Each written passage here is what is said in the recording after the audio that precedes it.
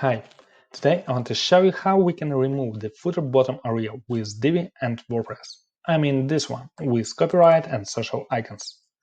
So, first thing should be login into WordPress. Great. So, after you should click Appearance and Customize. Great. So, after we should find the footer menu item and click Footer Elements. Show social icons. We should remove it. Great. After click bottom bar and the same disable footer credits.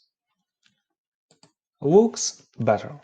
Let's see how it works on front end. It doesn't work. So, to remove this line, we should do next step. Go to the main customization page, scroll down, and click Additional CSS. Let's check the ID for this block. Footer bottom. You should write exactly like I am. Display none. So, hashtag footer bottom display none and click publish.